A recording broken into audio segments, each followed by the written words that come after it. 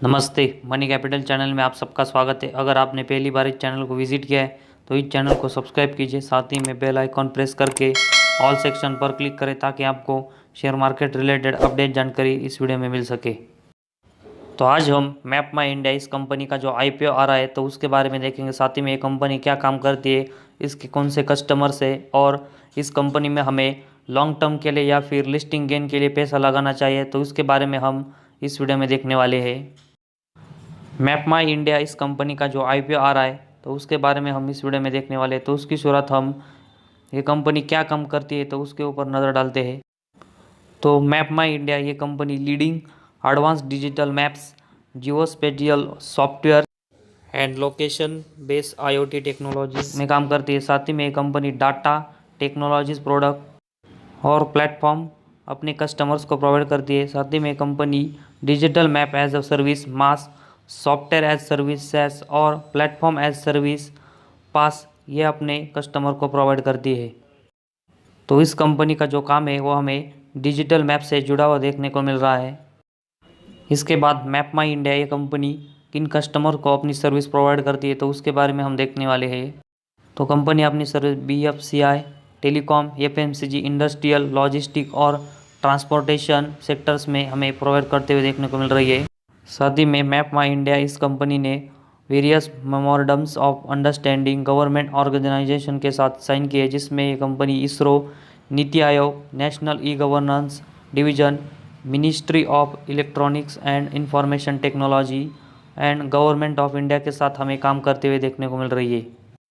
वही हम मैप माई इंडिया इस कंपनी के जो कस्टमर देखेंगे तो उसमें हमें फ़ोनपे, फ्लिपकार्ट, इसके बाद Yulu, HDFC bank, Airtel, hyundai जैसे कस्टमर देखने को मिल रही है। तो हमें मैप माई इंडिया इस कंपनी का जो कस्टमर बेस है तो वो भी बहुत ही स्ट्रांग देखने को मिल रहा है। इसके बाद कंपनी का जो फाइनेंशियल डाटा है तो उसके बारे में हम देखते हैं ताकि हम डिसाइड कर सकें कि हम इस शेयर में लॉन्ग टर्म या फिर लिस्टिंग गेन के नज़रिए से पैसे लगाएं। तो सबसे पहले हम इसमें जो कंपनी का टोटल एसेट है तो उसको पिछले 3 सालों में देखते हैं। तो मार्च 19 में इस कंपनी का जो टोटल एसेट हमें 3,392 मिलियंस, इसके बाद 20 में 3,578 मिलियन और 21 में 4,268 मिलियन देखने को मिल रहा है। तो हमें पिछले 3 सालों में कंपनी का टोटल एसेट लगातार बढ़ते हुए देखने को मिल रहा है। तो ये एक बहुत पॉजिटिव चीज़ हमें इस कंपनी के लिए देखने को मिल रही है। इसके बाद हम कंपनी का टोटल रेवेन्यू के बारे में देखते हैं। तो मार्च 19 में इस कंपनी का रेवेन्यू 1,633 मिलियन, इसके बाद मार्च 20 में 1,634 मिलियन और 21 में 1,922 मिलियन देखने को मिल रहा है।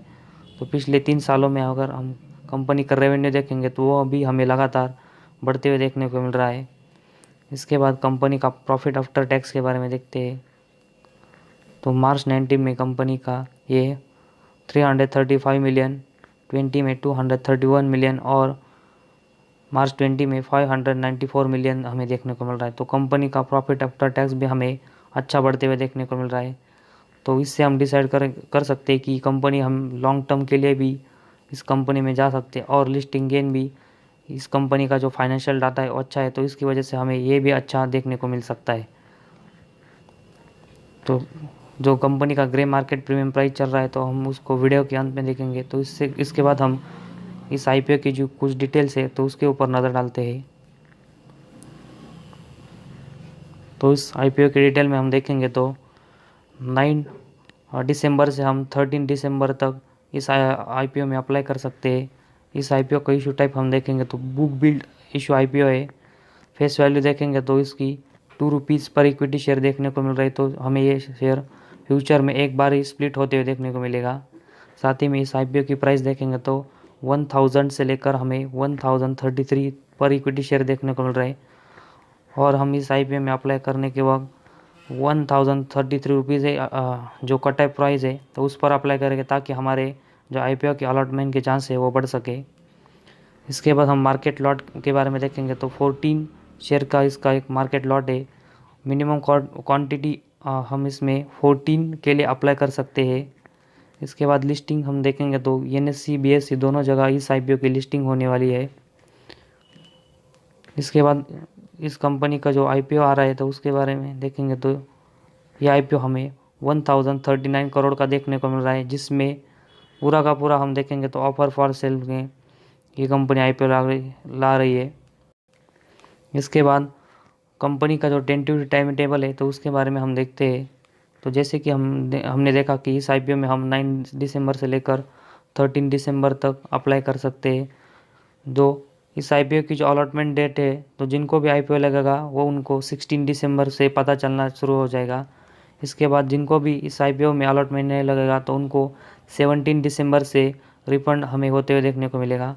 और जिनको भी आईपीओ लगेगा तो उनके शेयर डीमैट अकाउंट में 20 दिसंबर को क्रेडिट होते हुए हमें देखने को मिलने वाले है। और यह आईपीओ की जो लिस्टिंग डेट है मतलब ये कंपनी शेयर मार्केट में हमें दिसंबर 21 को लिस्ट होते हुए देखने को मिलने वाली है। तो इस कंपनी के फाइनेंशियल और जो इस कंपनी के कस्टमर है वो हमें बहुत ही स्ट्रांग देखने को मिल रहा है। तो इस वजह से हम इस शेयर में लॉन्ग टर्म के हिसाब से भी सोच सकते हैं। लेकिन जिनको भी इस शेयर में सिर्फ लिस्टिंग गेन के लिए अप्लाई करना है तो उनके लिए इस कंपनी का जो ग्रे मार्केट प्रीमियम क्या चल रहा है तो वो भी बहुत ही डिपेंड होगा।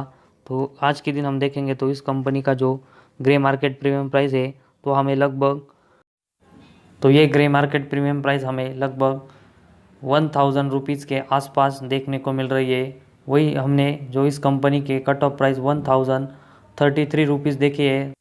तो इन दोनों की अगर हम प्राइस देखेंगे तो ये शेयर अभी हमें 100% प्रीमियम पे चलते हुए देखने को मिल रहा है। तो 100% प्रीमियम पर मैप माई इंडिया मतलब सीई इन्फोसिस्टम इस कंपनी का जो शेयर हमें आज ट्रेड करते हुए देखने को मिल रहा है।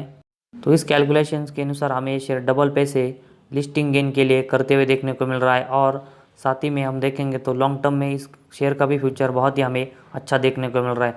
तो इस कंपनी के फाइनेंशियल और इसके कस्टमर्स देखने के बाद हम कह सकते हैं कि लॉन्ग टर्म के लिए भी इस शेयर में जाना चाहिए। साथ ही में इस कंपनी का जो ग्रे मार्केट प्रीमियम प्राइस अभी हमें डबल पर देखने को मिल रहा है। तो इन दोनों की वजह से हमें लॉन्ग टर्म और लिस्टिंग गेन इन दोनों के लिए हमें इस शेयर के आईपीओ में पैसे लगाने चाहिए। तो आज इस वीडियो में बस इतना ही। अगर आपको हमारा वीडियो पसंद आया तो इस चैनल को ज़रूर सब्सक्राइब कीजिए।